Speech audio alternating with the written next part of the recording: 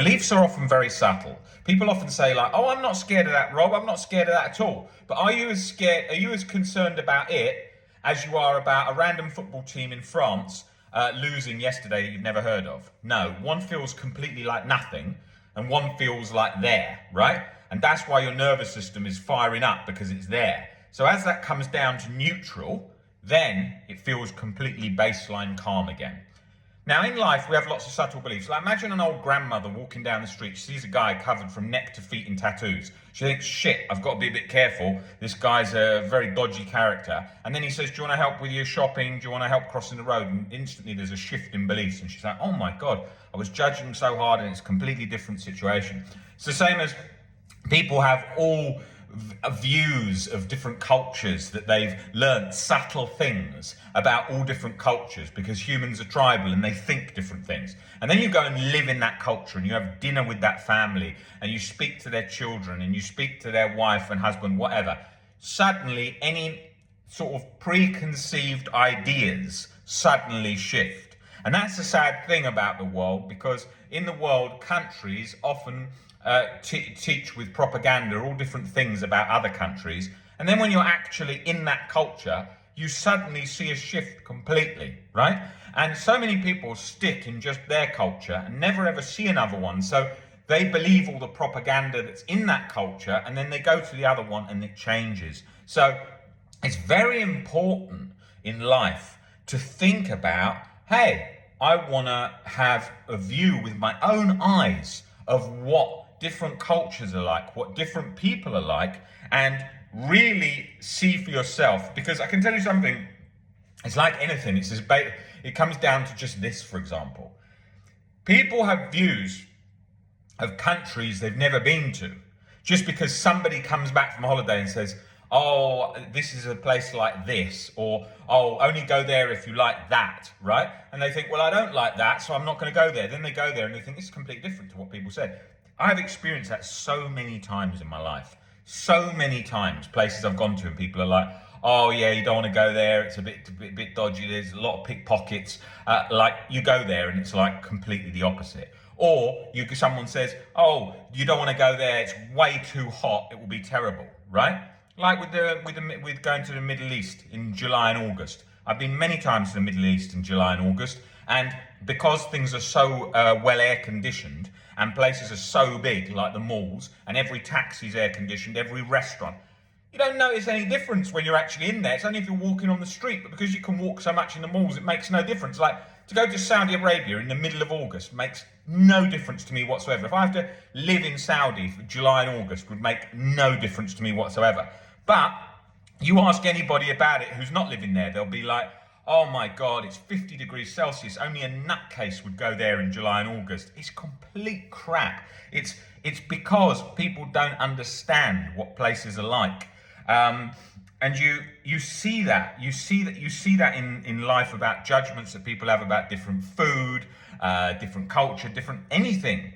They say that. Like, I've never been to China, I've never been to Hong Kong, I've never been to Japan, but I plan on going in the next year.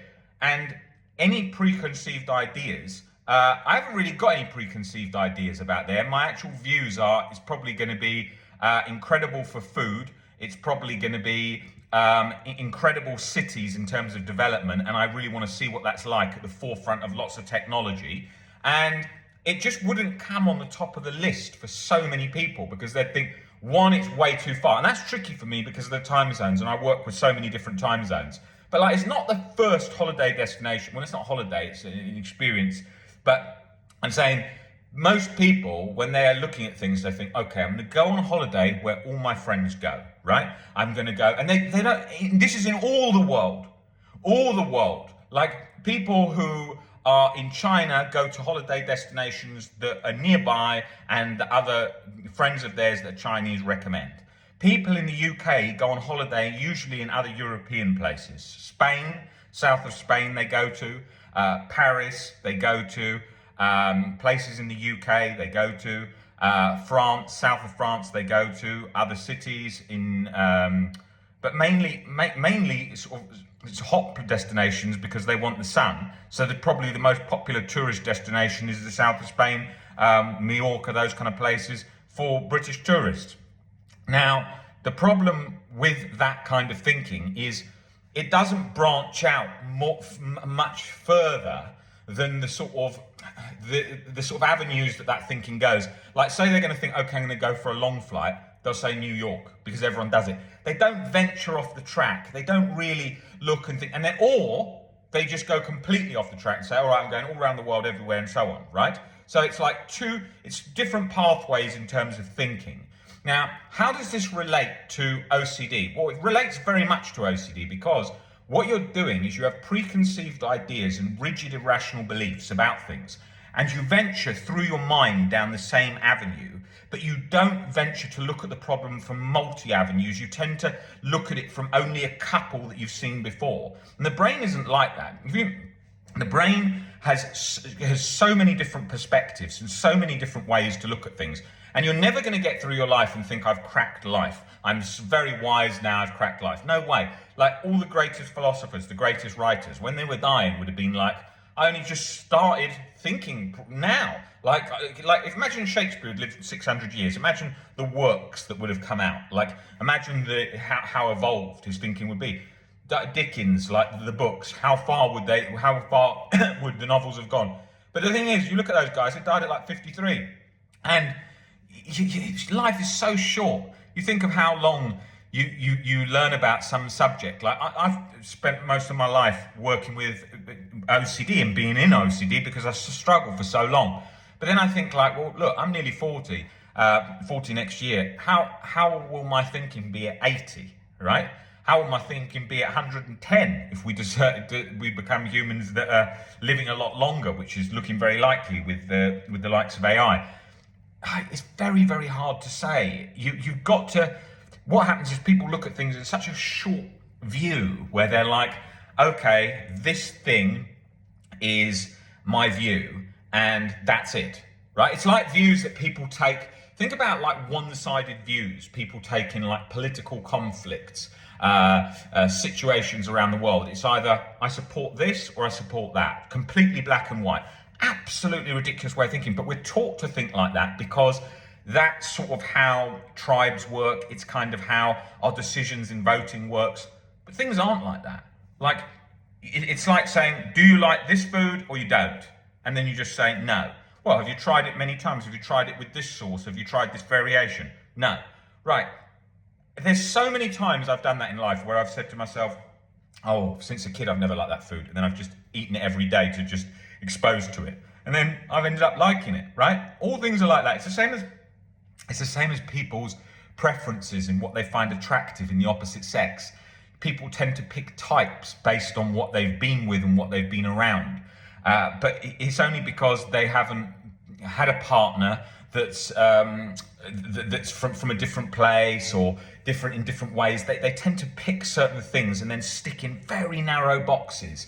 I like people who've got this hair and they've got just this personality like this and they're just from here and they're just this age range. And it's like very narrow how it's done. Whereas when you actually put yourself in all different situations, it changes. Like people don't realise that. Like I used to do the box things off so much in so many areas of life. Like I used to say, I don't read fiction. What's the point, right? And then I think it was my dad who said to me, he said like, you're shutting off so much by saying that.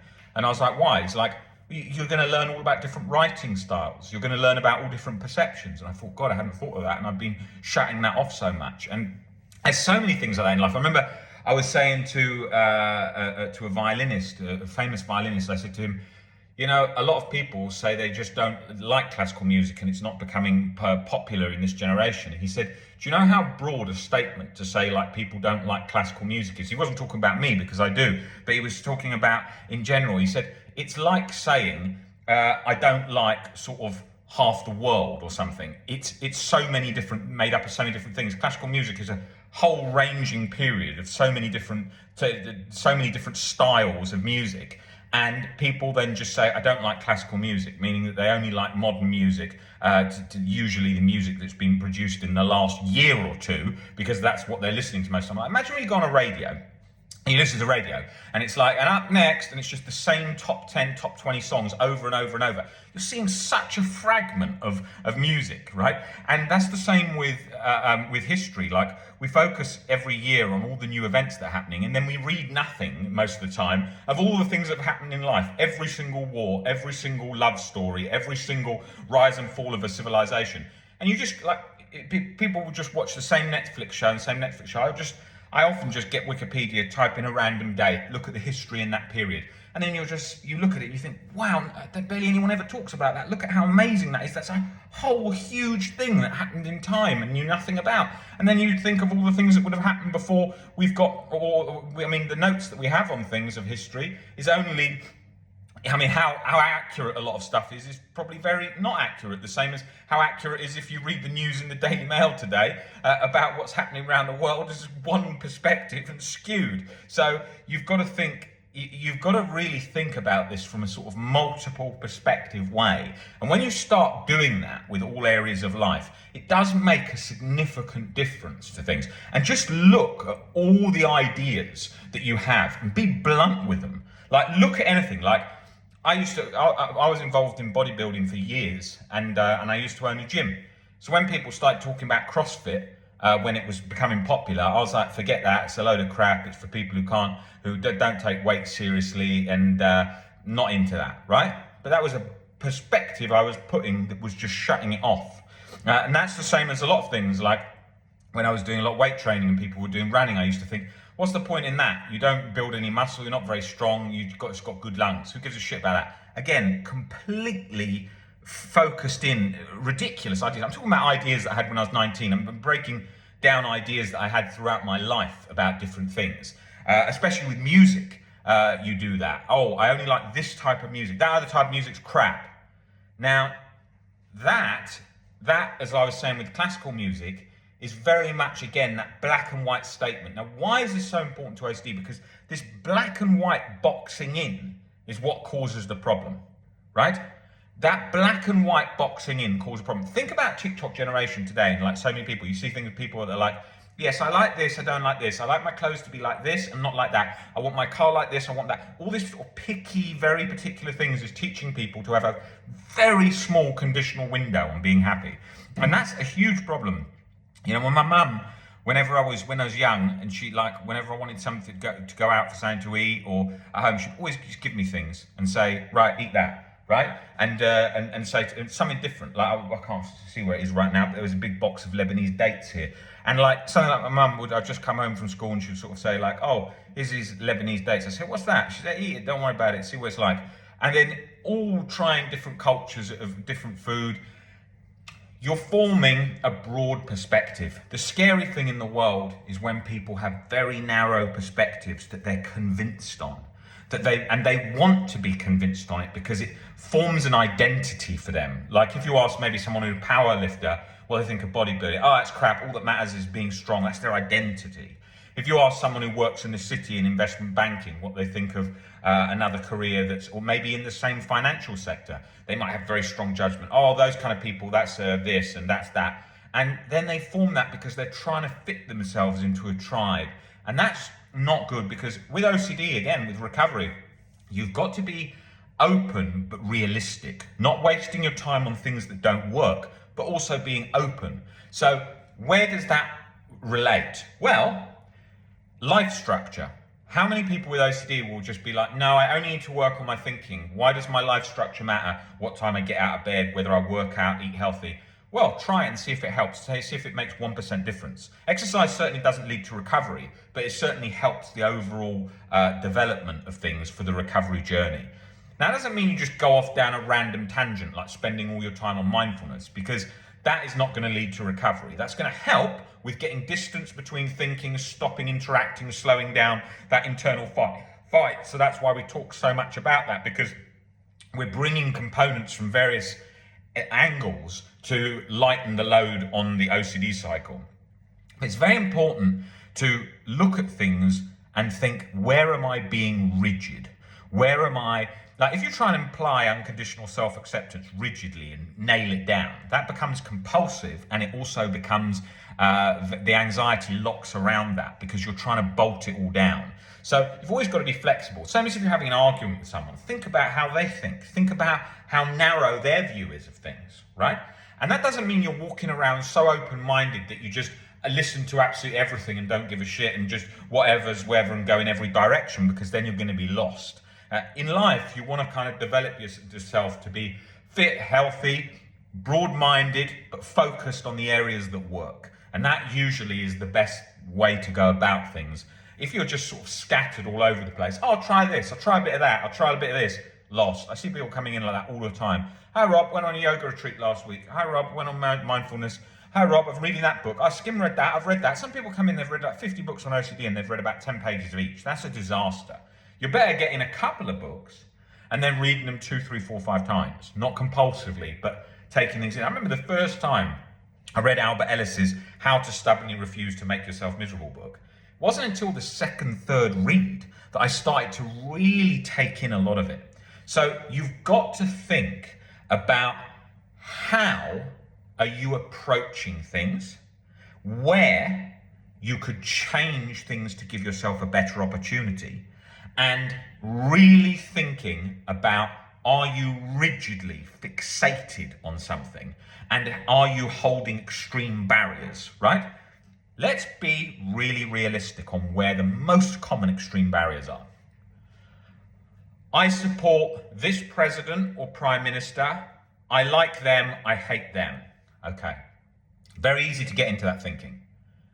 Better way, I much prefer this president. I like and dislike things about this one, but I lean more this way. If you write off everything this one does and only support everything this one does, it's a disaster. So you've got to be able to say, what do you like? You want to read opposing books. Oh, Rob, I can't do that. I really hate that person. Yes. You want to literally read the book of the person that you dislike, so you can see their thinking and see how they got to their perspectives and see insights. That doesn't mean you're going to suddenly support that one, but it means that you have a more balanced view overall. If you take that idea in all areas of life, it really, really improves things. You're able to give a grounded, balanced view. Let's take mindfulness. Lots of benefits for OCD recovery. I don't talk about it lots. Why? Because overall, it gets enough coverage in general. When you become more rational, you tend to become more living in the now and more at peace with things being present. We do bring in lots of steps, parts of mindfulness in learning to be in the moment, learning to observe thoughts, learning not to fight it and control it and tread water internally at 100 miles an hour. But we don't focus on just mindfulness. Why? It gets lots of coverage, and 2, it doesn't lead to recovery in majority of cases from chronic severe OCD, because chronic severe OCD cuts through like a hot knife through butter. I spent years doing mindfulness. It helped with distancing, but the anxiety was so fused, the amount of help it gave was about 5-10%. Once I became recovered and I employed certain techniques of like sitting in a chair, feeling the chair underneath me, being aware of what I could smell and hear in the room so that I'm learning to be more in the now, that helped create distance and balance myself. But I don't have to do this like a thing constantly. Same as I don't meditate, ever. But if you just check me now, how calm am I? Very calm. How clear is my thinking? Very clear. How in the moment I am? Quite a lot. But when I have to work in the future with lots of things that I do with my work, I'm not constantly in the moment. So I employ certain tactics to certain principles from mindfulness, from ACT, but overall, if it's my focus was just that, it's gonna not get the results that I get with OCD, right, for people. I probably have the best results of anywhere for OCD recovery, and you can see that by the number of people that I've helped and the number of difficult cases that I work with. And all day people are coming in, hi Rob, I've been at this centre, we've been doing all of this for 2 years, I'm not getting better, I watch all your videos, I can see you really understand it, I want to come in for a session, and then in a month's time, like, I can't believe where I was stuck. I can start to see really clearly the path now and why I was stuck. It becomes very clear because you can see when something's not working. It's like, it was always like banging your head against a wall. Like I was doing mindfulness, and I wasn't trying to force anxiety away, but just OCD was just like, if this is real, none of this matters. And so until that component sort of disengaged, you've got the chronic anxiety and guilt cycle going on at 100 mile an hour. So that's really important. I mean, most of the emails that come into us, and if you want to come in and start coaching with our team, just email phil@ocdrecovery.com or click the WhatsApp link below. We usually get back to you the same day. We've got translators for most main languages, and we've got most time zones covered. But what basically happens is most emails that come into us are usually straight away off the bat is, hi Rob, been stuck for ages, been to about 2 different centres, one very big centre, done loads of exposures because they told me that exposures was the main thing I needed to do most of the time. The exposures are not cutting it. It helped initially quite a bit, but now it won't release. I really think the person who's helping me has a very limited knowledge of OCD because I feel like I know more than them. That's like how 90% of emails start.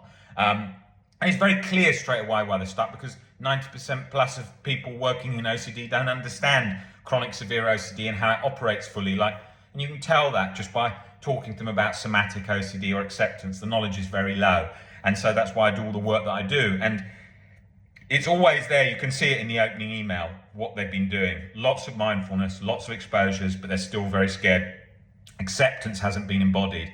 OCD is seriously calling the shots.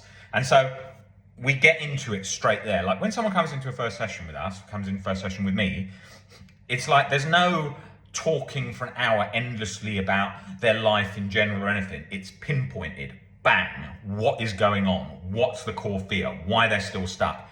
Usually I can see that straight away, just in tone of voice, the things they're experiencing right there. And it's a bit like if you've got a surgeon who's doing an operation, he's thinking, right, I need to fix this, I need to remove that. There's no point touching that because that's not a problem now. Let's just go straight for the problem. You're doing a kind of mental surgery because all of that is, it's like if you read a book and it's changing your perspective, it's kind of doing a mental surgery. Even if you're reading a book by Dickens or something, and he's presenting a perception of life in the past, and you think, I can just see that differently. It's creating a shift in beliefs, creating this change in emotional response. With OCD, it's got to be very targeted because it's got to be like, okay, that's the core fear that's fueling that catastrophized cycle. So if I change that, then that's going to come down and baseline default peace is going to be restored. And that's what I'm doing. I'm working just very practically and rationally at what's happening there so that we can make that change and bring that baseline peace back again. So yeah, if you want to come in for one-to-one sessions with us, email phil@ocdrecovery.com or click the WhatsApp link below. Just send us a message, hi, and we'll get back to you straight away. And just get you going with understanding why you're stuck, specifically why you're stuck and how to get to baseline inner peace. It doesn't matter if you're stuck 30 years. People say, oh my God, but I've been stuck 30 years, it's going to be different, something's wrong in the brain. No, it's always there, what that thing is, and then that catastrophized cycle. So we're here to help you. Get in touch with us, and we will work through the steps to OCD recovery.